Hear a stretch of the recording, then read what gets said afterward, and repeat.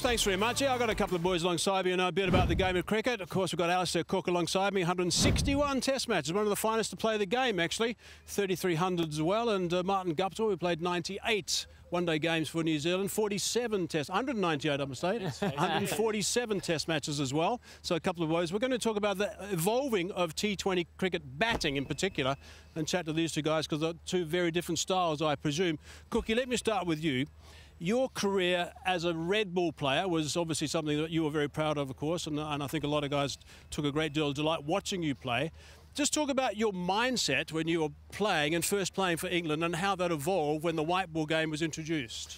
Well, yeah, I mean, actually, it's more when I started. When I turned on to the professional staff at Essex, you know, it was probably, I'd say, 90% red ball concentrated. Like you did like almost probably 10% of white ball stuff. It was kind of the added extra. You know, your game was built on defence. It was built on trying to bat for situations, bat time, and then the big improvement for all of us kind of going into the professional game was expanding our game.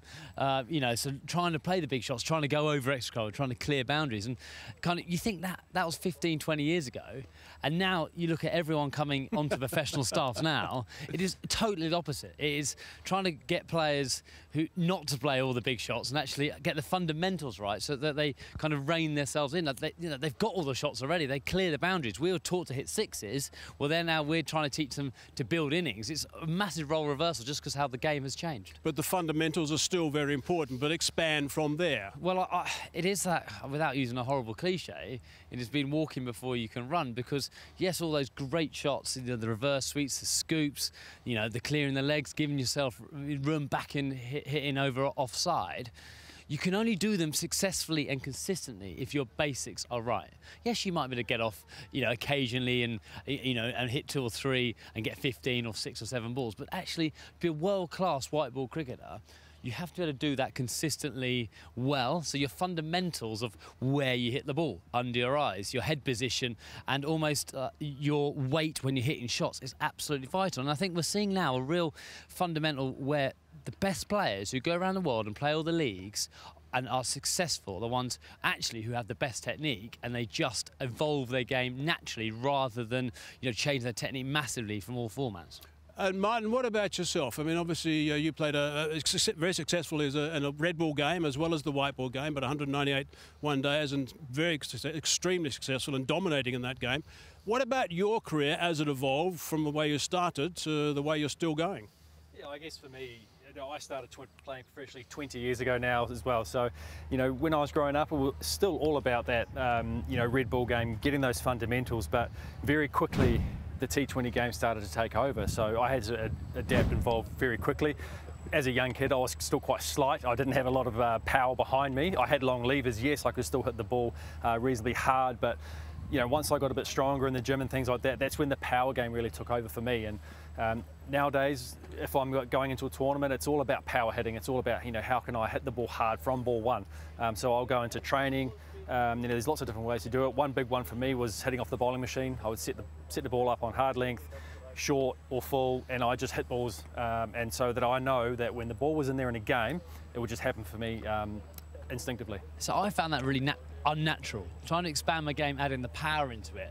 You know, I was always getting outside my bubble. I was always like hitting the ball, you know, out. You know, you get the great shots of people hitting the ball right under their eyes. When I thought I've got to go and put the pressure back on the bowlers, I tend to hit the ball out here a little bit more. And when I did that, I lost all my shape. So naturally, just batting time became easier for me. But for you, when you know, we're the same era, when you started going to that power, did it just happen, or did you really have to work on that? It took a lot of hitting balls, lots and lots. I can't tell you how many hours I spent on the bowling machine, how many balls I hit.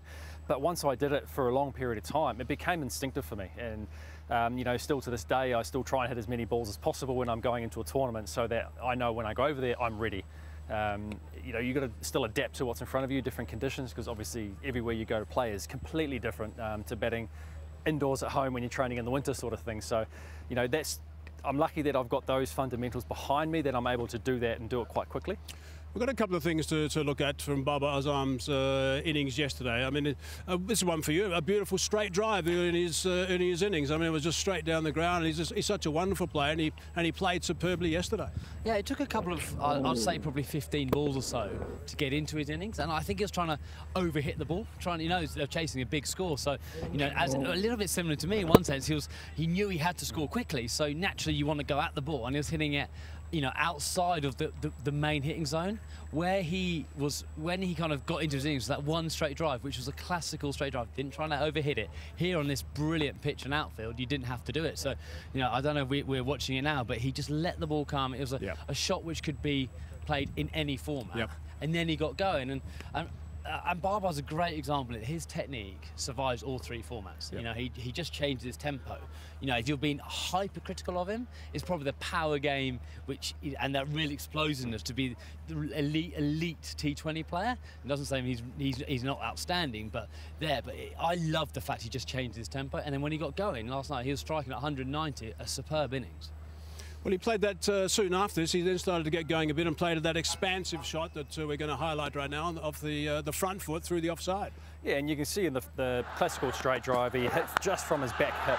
But when he really looked to hit it, his hands went back, he got a higher back lift, and he was able to get a full swing through the ball, and that creates the power. And the position he was in, whereas he snapped those hips through from the front foot on contact, it was absolutely perfect for a power position.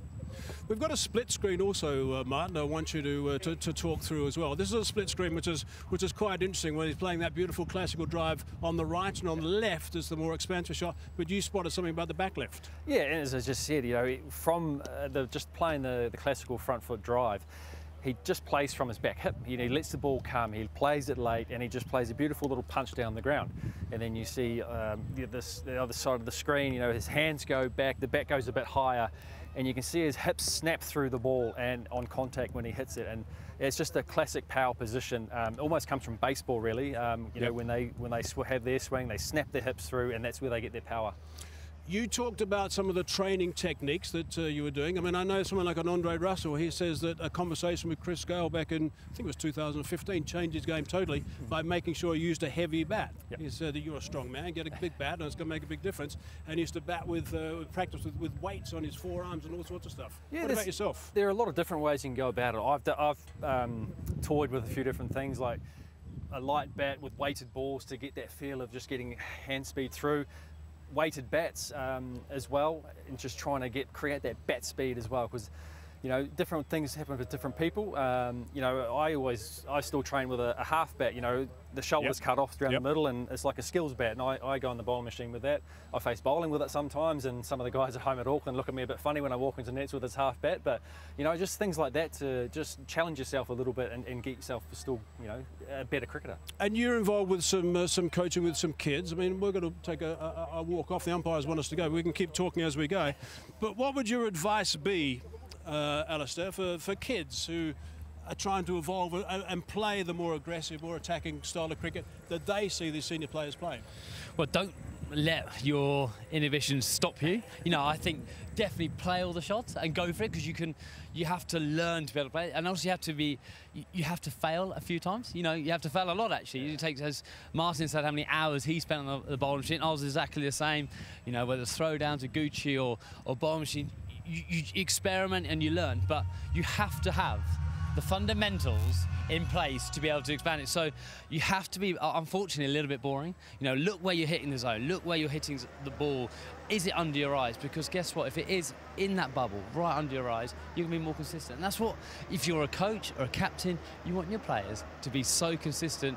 It's hard in 2020 because your risk reward is high, but it's definitely that is, to me, consistent. It makes the best players.